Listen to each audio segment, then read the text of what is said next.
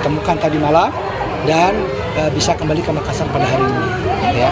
Dan tadi sudah dicek kesehatannya, alhamdulillah tidak ada tanda-tanda penganiayaan.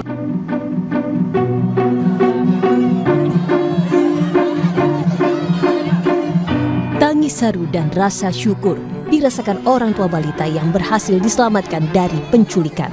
Sang putri akhirnya kembali dikepelukan dalam kondisi selamat setelah sepekan hilang. Korban ditemukan pada Sabtu 8 November 2025 di Kabupaten Merangin, Provinsi Jambi setelah hilang selama sepekan. Hasil pemeriksaan kesehatan, tak ada tanda kekerasan fisik maupun trauma psikologis pada korban. Ditemukan tadi malam dan bisa kembali ke Makassar pada hari ini. Ya. Dan tadi sudah dicek kesehatannya, alhamdulillah tidak ada tanda-tanda penganiayaan, ya, dan kondisinya juga baik.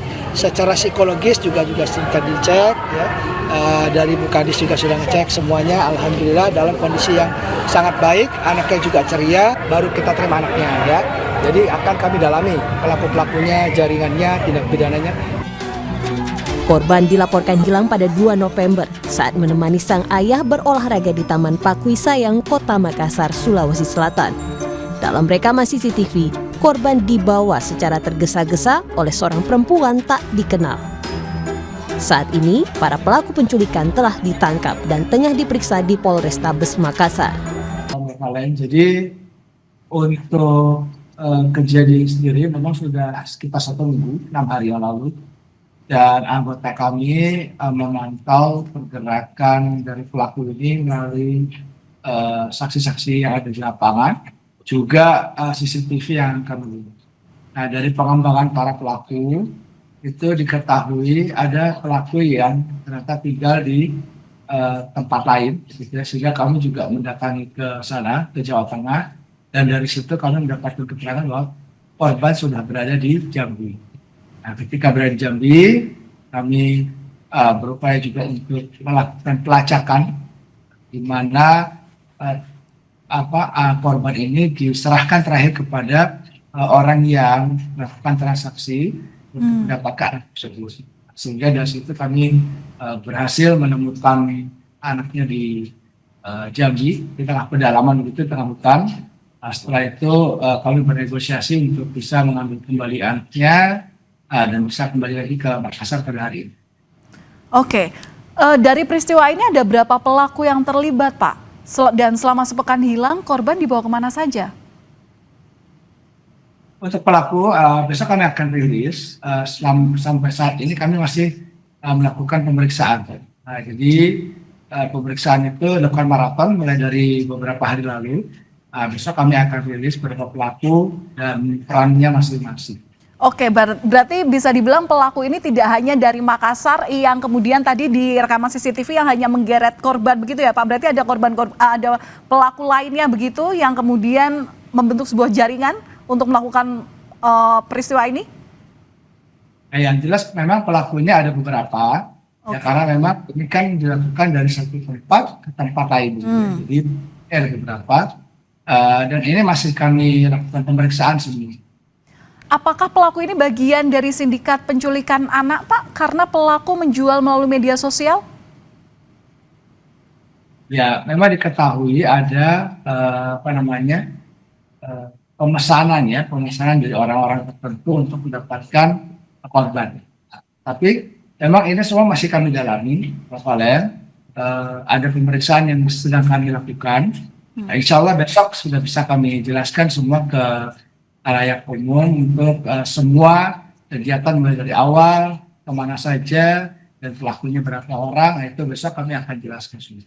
Oke, Pak, dari rekaman CCTV ini saat korban diculik ada 2 anak lain. Nah, bisa dikonfirmasi apakah kedua anak itu memiliki hubungan dengan pelaku dan apakah diduga juga merupakan korban penculikan? Kalau anak-anak itu yang ada kondisi itu ya tidak ada kaitan. Jadi ini bukan merupakan korban penculikan. Nah, memang tapi anak-anak itu ada di sana. Oke, Pak, ini pelaku sendiri masih kami dalami siapa. Mungkin ada yang tahu anak tersebut. Oke, Pak, ini juga menjadi imbauan kepada masyarakat sekitar. tentu memang penjagaan, pengawasan itu adalah yang utama yang harus diterapkan oleh orang tua, termasuk juga orang-orang terdekat dari anak. Tapi kalau melihat modus operandinya, ini bagaimana peristiwa ini bisa terjadi? Apa yang biasanya dilakukan oleh pelaku penculikan anak seperti ini? Iya, jadi pelaku penculikan anak ini tentu mereka mencari kesempatan untuk mendapatkan targetnya.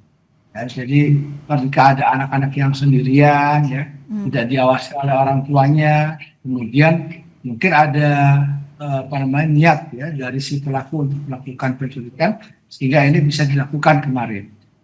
Nah, kesempatan itu yang harusnya kita antisipasi supaya tidak terjadi kepada anak-anak yang lain. Tetapi terkait dengan modus operandi yang dilakukan oleh si pelaku sendiri, sampai saat ini kami masih membuat rangkaiannya. Kami sedang melakukan pemeriksaan dari tersangka satu dengan tersangka yang lainnya, sehingga nanti kalau sudah lengkap ceritanya kami akan rilis.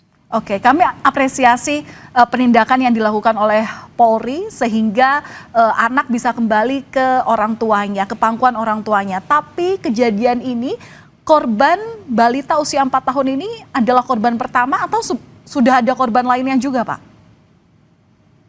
Ya, itu juga yang masih kami dalami dari pelaku ini. Berapa korban yang sudah pernah mereka ambil, gitu ya. Nanti dari hasil pemeriksaan akan kami sampaikan. Tapi korban ini yang kami dapatkan kemarin itu sudah kami lakukan pemeriksaan dan kesehatannya juga cukup baik, ya, sangat baik, malah secara psikologis juga sangat baik. Sudah dilihat oleh dinas terkait. Dan alhamdulillah tadi kembali dengan keadaan